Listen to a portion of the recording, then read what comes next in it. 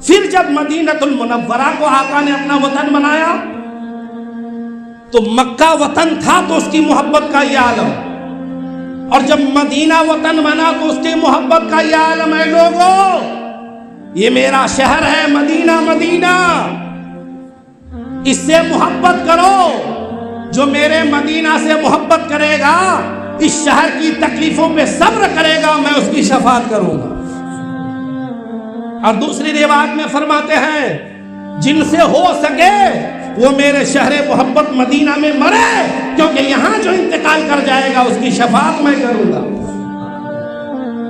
मक्का में है तो मक्का के वतन से मोहब्बत, मदीना में है तो उस वतन से मोहब्बत। और नबी करीम सल्लल्लाहु अलैहि वसल्लम ने वतन से मोहब्बत भी फरमाई, और वतन के लिए अल्लाह के नबी ने हिफाजत की जिम्मेदारी भी निभाई। शहरे मक्का की तरफ किसी ने आंख उठाकर देखा तो मुस्तफा खड़े हो गए। शहरे मदीना की हुर्मत को किसी ने पामाल करने की कोशिश की तो आका खड़े हो गए। इसका मतलब यह है कि हमारा मजहब इस्लाम हो या पैगंबर इस्लाम, दिगर तालीमात के साथ साथ ये तालीम भी इस्लाम में मौजूद है कि अपने वतन से मोहब्बत करो और अपने वतन की हिफाजत के लिए जितनी कुर्बानियां दे सकते हो देते रहो और अपने वतन को बचाते रहो। ये तालीम भी मोहम्मद अरबी ने दिया है। चुनांचे ग़ज़वा खंदक, खंदक जो लड़ाई लड़ी गई सबसे बड़ी लड़ाई, जब मदीना पर अटैक करने का, हमला करने का कुफ्फार मक्का ने मंसूबा बनाया तो आका ने अपने वतन की हिफाजत के लिए जंगे खंदक का इनेकाद किया। तारीख पढ़ो, इस्लाम और पैगंबर इस्लाम सहाबा की तालीम है कि इस्लाम की अजमत और रिफात बचाने के लिए, कुरान को बचाने के लिए, शरीयत को बचाने के लिए अगर मुसलमान आगे बढ़ते हैं, जंग लड़ते हैं, तो अपने वतन की हिफाजत के लिए भी वही मुसलमान जंग लड़ने नजर आते हैं। गोया पैगंबर इस्लाम की तालीमात से साफ हो गया, सहाबा के किरदार से साफ हो गया कि जिस वतन में रहो मोहब्बत भी करो, जरूरत पड़े तो उसकी हिफाजत के लिए कुर्बानियां भी दो। और अल्लाह के करम से हम मुसलमान मुस्तफ़ा की इन तालीमात पर, सहाबा अहले बैत की इन तालीमात पर कारबंद थे, हैं और क़यामत तक रहेंगे। ये हमने दिखाया है कि ये मामला सिर्फ मक्का मदीना का नहीं है, अरबी ममालिक का नहीं है। अरे हमारे उलमा ने, हमारी आवाम ने, मुसलमानों ने जब इस मुल्क हिंदुस्तान अपने वतन अजीज के लिए कुर्बानियों की जरूरत पड़ी तो सबसे पहले आगे बढ़कर और सबसे ज्यादा तादाद में जिसने कुर्बानियां दी वो कोई और नहीं, ये मुसलमानों ही की जमात। यूं तो 15 अगस्त 1947 में आपका मुल्क आजाद हुआ, लेकिन आजादी आसानी से मिलती नहीं है। आजादी के पीछे बहुत सारी कुर्बानियां देनी पड़ती है, तब आजादी मिलती है। 2-4 लोगों की मेहनतों से आजादी नहीं मिलती है, हजारों हजारों की तादाद में कुर्बानियां देना पड़ता है, तब आजादी मिलती है। लड़ाई बड़ी लंबी लड़नी पड़ती है, तब आजादी मिलती है। मेरे जवानों, सोशल मीडिया पे रहने वालों, समाजी कारकुन हजरात, सियासी हजरात, अपने स्टडी में मालूमात में इजाफा कीजिए और वतन अजीज की जो लड़ाइयां हुई जंग आजादी के लिए, उस लड़ाई का मुनसिफाना, ईमानदाराना मुताला कीजिए। चंद लोगों को आजादी का हीरो बनाकर पेश करना इंसाफ नहीं है। जितने लोगों ने कुर्बानियां दी, सबकी कुर्बानियों को खिराजे तहसीन पेश करना इंसाफ है। आजादी की लड़ाई 1800 से पहले शुरू हुई है और इसी बंगाल से अंग्रेजों के खिलाफ सबसे पहली लड़ाई मुर्शिदाबाद में लड़ी गई सिराजुद्दौला की क़यादत में।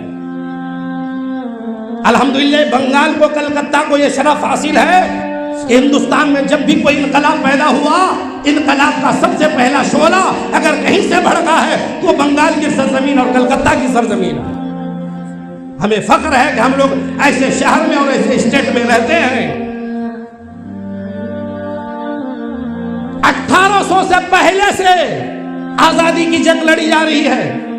फिर 1857 में जो जंग लड़ी गई कौन नहीं जानता। जिन्हें हीरो बनाकर पेश किया जा रहा है वो तो अपनी माँ की पुश्तों में थे, पेटों में भी नहीं आए थे, बाप की पुश्तों में थे। उस वक्त हमारे मुसलमानों ने सर कटाया, जाने दी हैं, जेल के सलाखों में रहे हैं, खुशी खुशी फांसी के फंदों को बोसा दिया है। दिल्ली के चांदनी चौक से लेकर पंजाब तक रोड के दोनों तरफ जितने पेड़ थे हर पेड़ में उलमा किराम की लाशें लटकी हुई मिली है। 20,000 से ज्यादा सिर्फ उलमा शहीद हुए हैं। अंदाजा करो कि आम लोग कितने शहीद हुए होंगे। तब चल करके 1947 में आजादी मिली है। ये 1947 8-10 साल की लड़ाई नहीं है। इसलिए मैं अपने मुसलमानों से कहना चाहता हूं कि मियां बुज़दिलाना हरकत ना करो। अपना हुकूक जो तुम्हारे हैं, अपने हुकूक उनको हासिल करने के लिए लड़ाई लड़नी पड़े, लड़ते रहो। आज 15 अगस्त आएगा, देखिए हमारे स्कूलों में, गैरों के स्कूलों में क्या हो रहा है वो तो मैं नहीं कहूंगा, मगर हमारे वो स्कूल जिसके ऑनर मुसलमान हैं या जिसकी चार्ज मुसलमानों के हाथों में है, वो कोचिंग सेंटर्स या दिगर इदारे जो मुसलमानों के तसल्लुत में है, मैं उनसे कहना चाहता हूँ कि 15 अगस्त के मौके पे आप हमारी जवान बेटियों को नीम उरिया लिबास पहनाकर उस मौके पे रक्स करवा रहे हैं, डांस करवा रहे हैं और सब तरह तरह के गाने का जो गावा रहे हैं। ये तो इस्लाम का तरीका नहीं है, ये तो गैरों का तरीका है। आज़ादी मनाने का इस्लामी तरीका भी तो मौजूद है, मगर आप इस्लामी तरीका छोड़कर दूसरों के तरीका पे आज़ादी मना रहे हैं। इसका मतलब ये है कि आप किसी से मरूब हो चुके हैं, आप किसी से मरूब हो चुके हैं, जबकि आपको मरूब नहीं होना चाहिए था।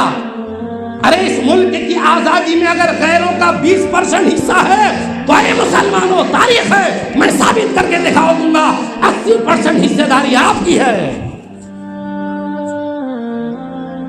जब तुम शहीद हो रहे थे ना, ये चिल्लाने वाले उस वक्त तो गुलामी और मुखबिरी कर रहे थे, मगर ऐ मुसलमानों, गुलाम बने रहना, गुलामी को गवारा करना अच्छी बात नहीं है। हम आप सबसे कहना चाहते हैं, आजादी हमें मिली है, हमारी कुर्बानियों से मिली है, बिलाशुबा आजादी मनाओ, लेकिन आजादी मनाने का तरीका गलत है। सही तरीका यह है कि अगर बच्चियों ही को ले जाना है, पर्दे में भी ले जाया जा सकता है, बच्चों को ले जाया जा सकता है, झंडा फहराइए और वो इनकलाब का नारा लगाइए और पूरी दुनिया को सुनाइए कि सारे जहां से अच्छा हिंदुस्तान हमारा, हम बुलबुले हैं इसकी, ये गुलसिता हमारा। आपको ये तराना अच्छा नहीं लगता जिससे आपके पुरखों की याद आ जाए, आपकी आजादी की याद आ जाए? अरे यही वो मुल्क है कि हजरत अल्लामा सैयद किफायत अली काफी मुरादाबादी शहजादे रसूल को जब फांसी दी गई इस आजादी का फतवा देने की वजह से, तो जाते हुए उन्होंने कहा था कि हम जा रहे हैं, तुम भी नहीं रहोगे, कोई गुल बाकी रहेगा, न चमन रह जाएगा, पर रसूलुल्लाह का दीन हसन रह जाएगा। ऐ मुसलमानों, रसूलुल्लाह का दीन हसन यह है कि अपनी बच्चियों को मत नचवाओ, उनसे रक्स मत करवाओ, ले जाओ झंडा फहराओ, तराने गाओ, इस्लामी तौर तरीका से आजादी मनाओ, क्योंकि ये हमारा हक है, इस हक को कोई छीन नहीं सकता। गैरों के तरीका को अपनाना मरूबियत की दलील है। आजादी हमने हासिल की और गुलाम आज आप बने हुए अभी तक। इसी जहन को निकालना है। कुछ लोगों की फितरत में गुलामी करना है, गुलाम बने रहना है, चाहे दूसरों का हो या अपनों का। नहीं, रब ने तुम्हें आजाद फरमाया है।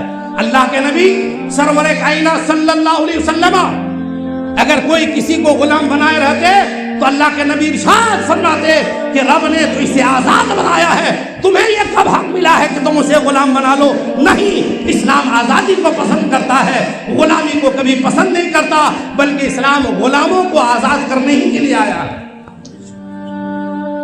आज बिला वजह लोग मरूब हैं गैरों से, क्या छीन लेंगे तुमसे?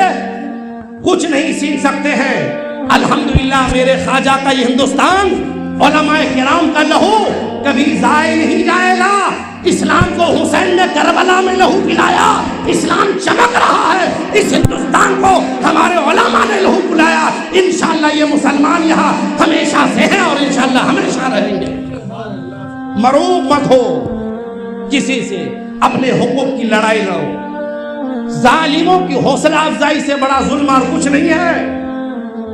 आज देखिए फिर हुकूमत हिंद की तरफ से पार्लियामेंट के अंदर वक्फ तरमीमी बिल पास ये पेश किया जा रहा है, एक्ट पेश किया जा रहा है। अगर ये पास हो गया तो आपकी रही सही कुव्वत भी चली जाएगी।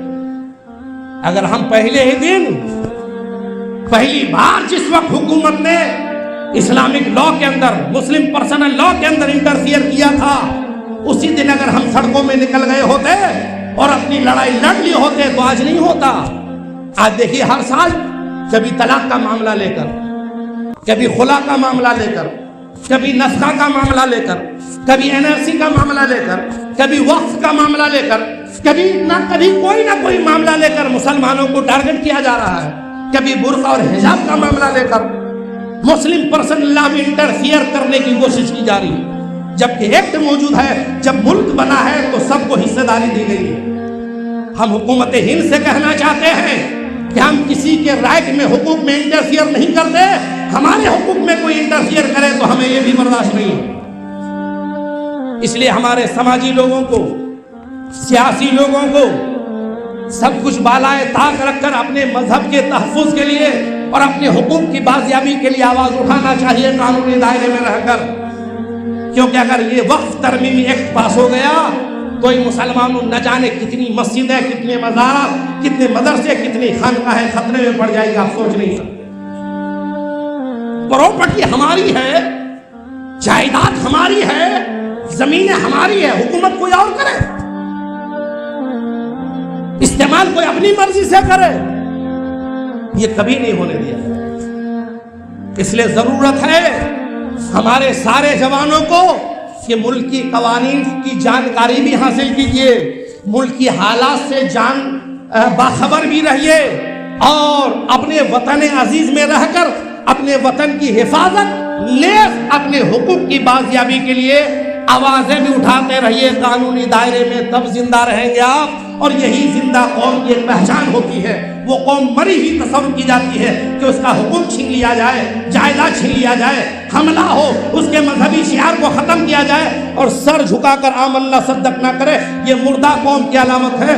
लेकिन ऐ मुसलमानों, तुम तो ऐसा जिंदा हो कि जब तक सांस है तब भी जिंदा हो, कब्रों में हो तब भी जिंदा हो। तुम्हारी ये शान नहीं कि तुम जुल्म बर्दाश्त करो। जुल्म के खिलाफ आवाज उठाना इस्लाम का एक्ट में दाखिल है, इस्लाम के कवानीन और उसूल में दाखिल है। इसलिए हम अपनी शरीयत से जितनी मोहब्बत करते हैं, इस्लाम से जितनी मोहब्बत करते हैं, इस्लाम के दायरे में रहकर उतनी ही मोहब्बत हम अपने वतन अजीज से भी करते हैं, अपने मुल्क हिंदुस्तान से भी करते हैं। इसलिए हम आज़ादी मनाएंगे, अपने तौर तरीका से मनाएंगे, गैरों से मरूब होकर के नहीं। जरूरत है मुल्क की हालात को समझने की, इस्लाम को समझने की, दीन को समझने की। जितने मेरे जवान हैं मैं उन सब से कह रहा हूं कि जंग आज़ादी को खाली आप 1900 से 1947 के बीच में मत देखो, 1800 से पहले से मुताला करो, फिर 1800 से लेकर 1900 तक ये 100 साल का जो लम्हा गुजरा है इसका स्टडी करो कि 100 साल अंग्रेजों से लड़ाई किसने लड़ी और किसकी कितनी शहादतें। इंशाअल्लाह हिंदुस्तान का रोशन चेहरा तुम्हारी निगाहों के सामने आ जाएगा।